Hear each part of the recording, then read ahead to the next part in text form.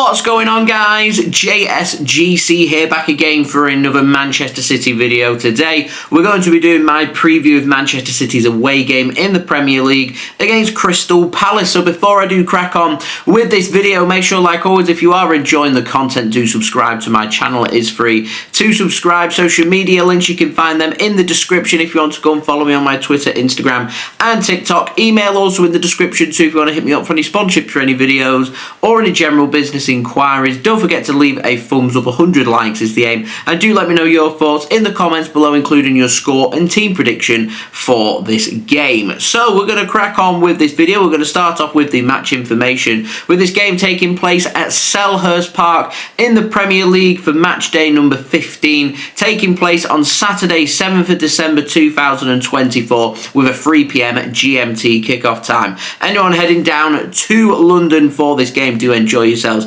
and do keep safe, and also try and bring back them 3 points. That would be absolutely brilliant. Alternatively, if you wanted to watch this game is not being broadcast live in the UK as it is in the Saturday 3 PM blackout. So our opponents for this game, Crystal Palace, formed in 1905, led by manager Oliver Glasner, currently find themselves 17th in the Premier League. They've played 14 games in the Premier League so far, winning just 2 games, drawing 6 and losing 6. They have only lost 1 game in the last 7 in all competitions, so they did win their last game 1-0 away from home against Ipswich Town. They drew their last home game against Newcastle United 1-1. That only loss in them 7 games came against Fulham at home 2-0 in the Premier League. It also included draws away at Aston Villa and Wolves. They also beat Aston Villa in the League Cup, and they also beat Tottenham Hotspur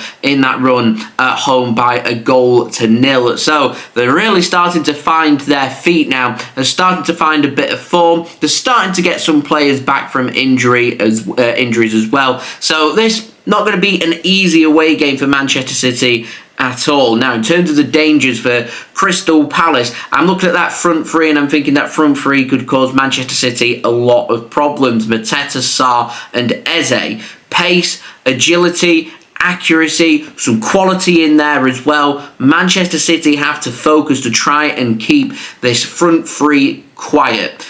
Also, having a look elsewhere in their squad, question marks as to whether Adam Wharton's going to be fit or not. If he is, I don't think he's going to start, but if he does end up starting, then they've got a bit of quality there in midfield. You've also got some quality at the back in the likes of Chalobah and Guehi. You've also got Dean Henderson starting in goal as well. I'm looking at their team and I'm thinking this team should be doing a lot better than 17th. Other options like Schlupp, Klein, Ward, Lerma and Nketiah, lots of good options there for Crystal Palace and lots of players who can cause Manchester City some problems. Now, in terms of some injury news for Crystal Palace, Oliveira and Holding are both out. Wharton doubtful, but Denanu and Kamada are back. Now, I am expecting Crystal Palace to line up with a 3-4-2-1 formation. Henderson starting in goal, a back three made up of Chalobah, Lacroix and Guehi. You've got Munoz as their right wing back with Mitchell as their left wing back. Midfield made up of Decore and Will Hughes, because I don't think Adam Wharton's going to feature, and then a front three made up of Ismail Assar, Eberechi Eze and Mateta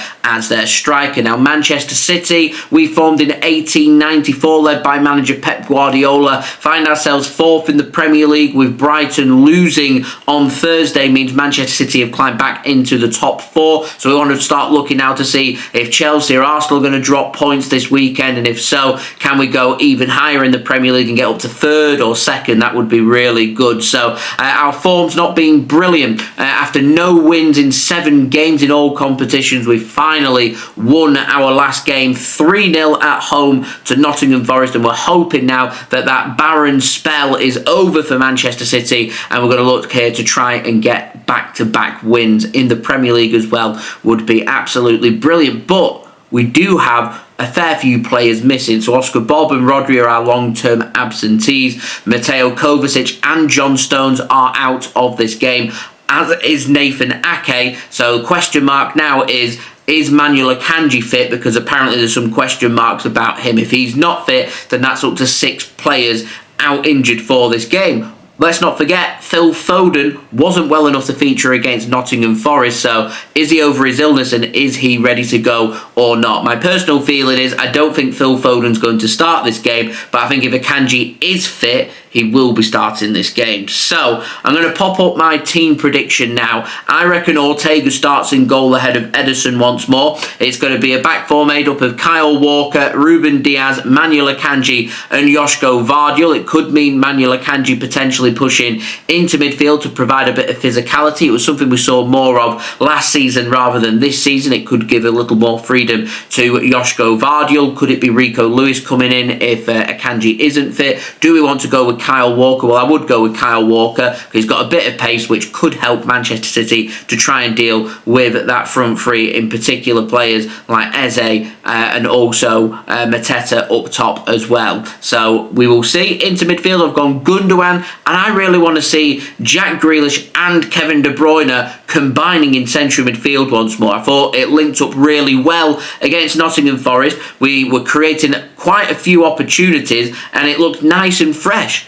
Why change? I'd be going with that again. I go Savinho right wing, Jeremy Doku on the left wing, and Erling Haaland starting up top, of course. A little bit of rotation for Bernardo, Silva, Phil Foden gets another rest. Nathan Ake hopefully be back from his injuries. And in an ideal world, we'd want to rotate one or two defenders. So we'll have to wait and see. Simpson per se could be an option for City at the back. Matheus Nunes could be an option for Manchester City in midfield as well. But that's, I think City, I don't think they're going to look too far ahead. I think they're just going to take it a game at a time. So that means we're not thinking about our next game in the Champions League, of course, midweek away in Turin against Juventus. So, in terms of my score prediction for this game, I think it's going to be a difficult, close game.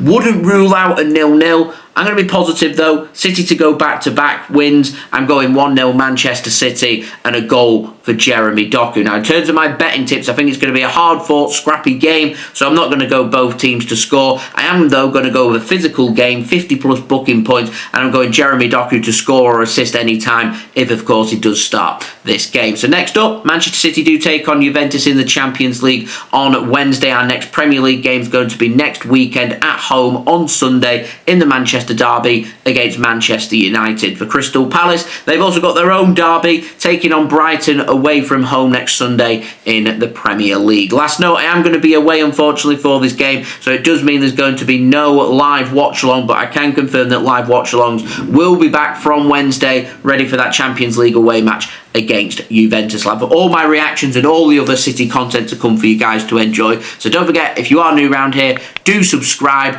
Also, don't forget social media links. They're in the description if you want to go and follow me on my Twitter, Instagram and TikTok. Email also in the description too if you want to hit me up for any sponsorships for any videos or any general business inquiries. Don't forget to leave a thumbs up. 100 likes is the aim. And do get your thoughts in the comments below, including your score and team prediction for this game. And I'll see you all again real soon. So I've been JSGC. Thank you everyone for watching. I hope everyone is safe and well. Peace.